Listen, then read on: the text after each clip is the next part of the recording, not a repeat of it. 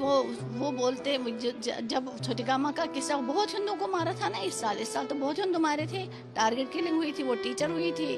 तो बहुत जब से वो किलिंग शुरू हुई थी फिर थोड़ा सा बीच में ब्रेक देते थे ना, फिर थोड़ा इनको बेचारों को धोखा लगता था, नहीं अब सेफ्टी है, अब कुछ नहीं होगा। अभी जो बाकी हिंदू वहाँ रह रहे हैं, आप क्या कहेंगे?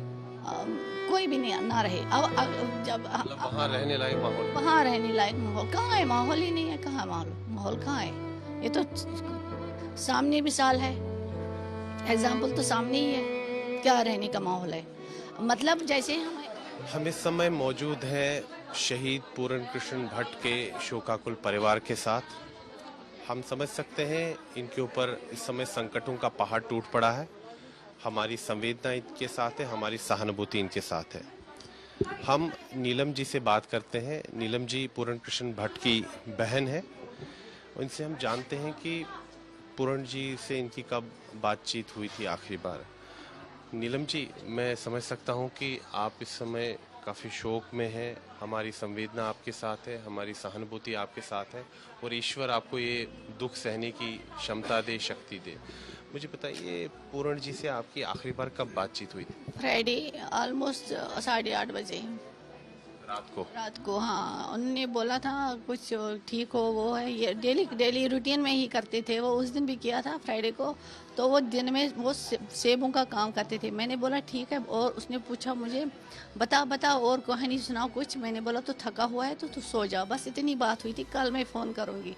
हाँ, ज़्यादा डिटेल में बात नहीं हुई थी। शुक्रवार को बात हुई थी? फ्राइडे की बात है। मुझे बताइए, पूरण जी कभी कश्मीर से पलायन करके नहीं आए, वहीं रहते थे? फैमिली उनकी यहाँ थी, खुद वो वहीं रहते थे? वहीं रहते थे। बड़े ब्रदर भाभी, तो बड़े भाई के 2 बच्चे वहीं रहते हैं कश्मीर में? हाँ जी, हाँ जी, कश्मीर में। तो मतलब वहाँ पर वो उनके सेब के बाग थे? सेब के बाग, हाँ, सेब के बाग, अखरोट के बाग, यही बिजनेस था। तो अभी सेब का सीजन था तो वो सेब का अपने सीजन, बाग जा रहे थे? हाँ जी, सेब का सीजन था तो वही सेब उतार रही थी। नहीं, वो उनको घर में ही आए थे, गेट के पास कराइए, ये काम तो गेट पे हुआ था। आतंकवादी बिल्कुल घर के गेट के सामने आए? हाँ, घर के गेट पे आए थे। वो पता नहीं कब से उनको वो कर रहे थे, ध्यान रख रहे थे कहाँ जा रहा है कहाँ आ रहा है। पता नहीं वो उस टाइम घर से बाहर को जा रहा था या घर को अंदर, मुझे ज़्यादा डिटेल में पता नहीं। तो मगर बोला है कि गेट पर ही ये हुआ था।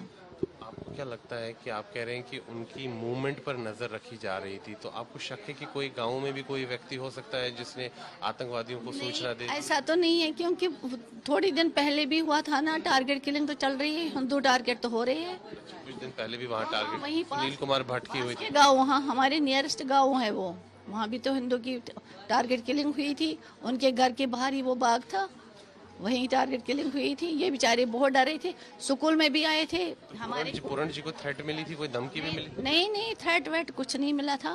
स्कूल, वहाँ स्कूल है, प्राइमरी स्कूल, वहाँ हिंदू 3 टीचर काम करते थे। उनसे उनको बोला था, वैसे फ़ोन आया था उनको, पता नहीं कि ज्वाइन करना है आपको। तो वहाँ मुस्लिम टीचर को मारा पीटा था मिलिटेंटों ने, कि उनको कहाँ छुपाया आपने। हिंदू टीचर उस दिन स्कूल नहीं गए थे। फिर इनको थोड़ा सा डाउट हुआ था, शायद ये भी मिलिटेंट थे। फिर उनको वहाँ वाकई लोगों ने, पता नहीं किसने बोला कि नहीं उसको पता नहीं, वो लड़ाई वड़ाई थी किसी से, वही उसको मारने आए थे, वो मिलिटेंट नहीं थे। असली वो मिलिटेंट ही थे, उनको वो हिंदू 3 टीचर टारगेट बनाने थे। वो 3 जो वहाँ पर अध्यापक, हिंदू अध्यापक है, उनकी हत्या करनी थी आतंकवादियों को। वो लकी थे, वो उस दिन स्कूल में नहीं थे, इसलिए बच गए। तो पूरण जी से जब आपकी बातचीत होती थी, कभी उन्होंने कहा कि वो अपने आप को असुरक्षित महसूस कर रहे हैं? बहुत डरते थे जब से ये वहाँ छोटगामा एक गांव है जहाँ से वो टारगेट किलिंग सुनील कुमार की हुई थी। तो बहुत डरते थे। मैंने बोला जब ज़्यादा डर है तो घर यहाँ जम्मू आ जा। बोला नहीं, मुझे मजबूरी है, बच्चे स्कूल जाते, फिर मैं फीस वीस कहाँ से लाऊं, फीस देनी है। सेब जो पैदावार होती थी उसी पर उनकी आय निर्भर थी? हाँ जी, और कोई सोर्स इनकम का नहीं था, कोई सोर्स नहीं था। वही काम करते थे, वही अपने ही सेब, और बिजनेस नहीं करते थे। अपने ही सेब अखरोट बेच के उसी से वही काम चलाते थे।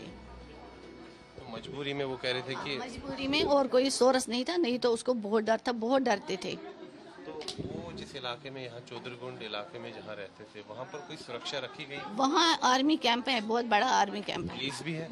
पुलिस का तो मुझे पता नहीं है, पुलिस है या नहीं। आर्मी पुलिस भी है? पुलिस है, पुलिस का तो मुझे पता नहीं है। आर्मी कैंप है।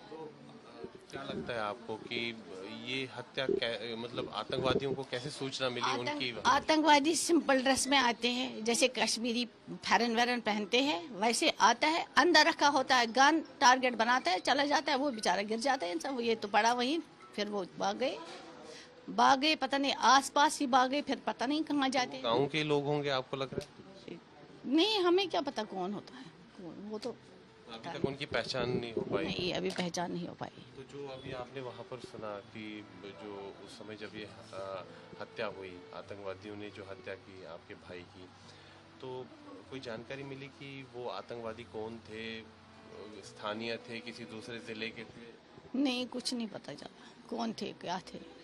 मुझे बताइए कि इस समय जो टारगेटेड किलिंग्स का सिलसिला कश्मीर में चल रहा है और हिंदू समुदाय के लोगों के काफ़ी लोगों की हत्याएं हुई हैं, आपको क्या लगता है कि वहाँ पर हिंदू समुदाय के रहने लायक माहौल है? नहीं, बिल्कुल भी माहौल नहीं है हिंदू को, खाली टूरिस्ट को कुछ नहीं करते, वो टूरिस्टों से इनकम है उनकी, टूरिस्ट को कुछ नहीं करते। जहाँ भी ये 35 ईयर से ये पहले माइग्रेट नहीं हुए थे, ये वहीं रहते थे, ये कहाँ आए थे, तो मगर अभी ये जब टारगेट के लिए शुरू हो गए थे, अब चुन चुन के मार रहे हैं हिंदू को, चुन चुन के मार? हाँ, चुन चुन के मार। कभी जब आपकी अपने भाई से बात हुई थी, पूरण जी से, कभी उन्होंने आपको कहा कि नीलम जी मैं अपने आप को बहुत असुरक्षित महसूस कर रहा हूँ, मैं सेफ नहीं हूँ? नहीं, वो बोलते जब छोटी कामा का किस्सा, बहुत हिंदू को मारा था ना इस साल तो बहुत हिंदू मारे थे, टारगेट किलिंग हुई थी, वो टीचर हुई थी, तो बहुत जब से वो किलिंग शुरू हुई थी, फिर थोड़ा सा बीच में ब्रेक देते थे ना, फिर थोड़ा इनको बेचारों को धोखा लगता था, नहीं अब सेफ्टी है,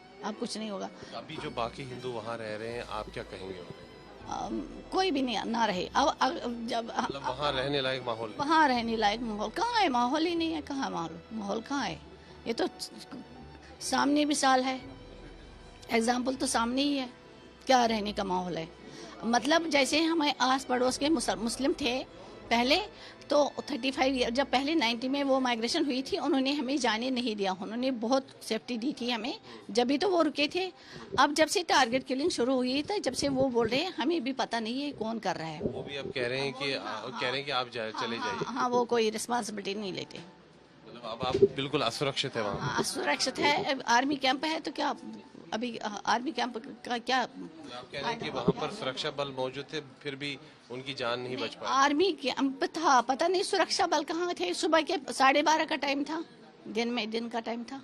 अच्छा नीलम जी, हम आपकी पीड़ा को समझ सकते हैं, लेकिन अगर देश के प्रधानमंत्री नरेंद्र मोदी जी, देश के गृह मंत्री अमित शाह जी आपको देख रहे हो, सुन रहे हो आज तक के माध्यम से, क्या कहेंगे आप उन्हें, क्या अपील करना चाहेंगे? हाँ, मैं उनको यही अपील करूंगी कि अगला कोई हिंदू टारगेट नहीं होना चाहिए, और मेरे भाई को कोई सोर्स, इनकम का सोर्स दो, ताकि मेरे बच्चे पढ़े। ये जो मेरे छोटे छोटे बच्चे हैं, और कोई सोर्स इनकम का नहीं है, अब जाने को कोई तैयार नहीं है, कश्मीर जाने को कोई तैयार नहीं है, सारी प्रॉपर्टी ऐसे छोड़ दी। तो आप जो आपकी इतनी संपत्ति है वहाँ पर कश्मीर में, वो अभी सुरक्षित है? सर, लाइफ से ज्यादा सुरक्षित क्या है, ऐसे पड़ी है, ऐसे सेव वे पड़े हैं, सुरक्षित कुछ भी नहीं है। अभी देश के गृह मंत्री अमित शाह जी यहाँ जम्मू कश्मीर आए थे, तो कई कश्मीरी पंडितों ने कहा कि वो उनसे मिले नहीं, कश्मीरी पंडितों के कैंपों में नहीं गए। आपको क्या लगता है कि सरकार को क्या गंभीरता अब दिखानी चाहिए? सरकार को दिखानी चाहिए, और क्या है, जब बताया है यूनियन टेरिटरी है, वो है, ये करेंगे, सारे हिंदू आप सेफली रहेंगे वहाँ वो कुछ नहीं है। आपको लगा हिंदुओं के रहने लायक माहौल नहीं? कुछ नहीं है। नीलम जी, आपने हमारे साथ बातचीत की, उसके लिए धन्यवाद। आप पर इस समय संकटों का पहाड़ टूट पड़ा है, हमारी संवेदना आपके साथ है, सहानुभूति आपके साथ है। अब थोड़ी मेरी रिक्वेस्ट है मोदी जी से, prime minister of India Modi ji से, अमित जी, ये होम मिनिस्टर अमित शाह से, कि मेरे भाई को इंसाफ दिला दीजिए, और इनको थोड़ा इनकम का सोर्स दे दीजिए, ताकि मेरे ये बच्चे पढ़े, और कोई इनकम का सोर्स नहीं। हाँ? छोटे 2 बच्चे, एक 4th 6th में है, दूसरा 8th में है, लड़की 8th में है, बेटा 4th में है, उनको थोड़ा हेल्प मिलना चाहिए। ईश्वर आपको ये दुख सहने की क्षमता और शक्ति दे, और पूरण जी की जो पुण्य आत्मा है उसको ईश्वर अपने श्री चरणों में जगह दे, यही हम प्रार्थना करते हैं। सर, अगर मेरी भाभी को एक गवर्नमेंट जॉब मिले, तो उसे थोड़ा वो मतलब स्टैंड रहे यहाँ पर, ठीक है, वही मेरी रिक्वेस्ट है। तो हमने शहीद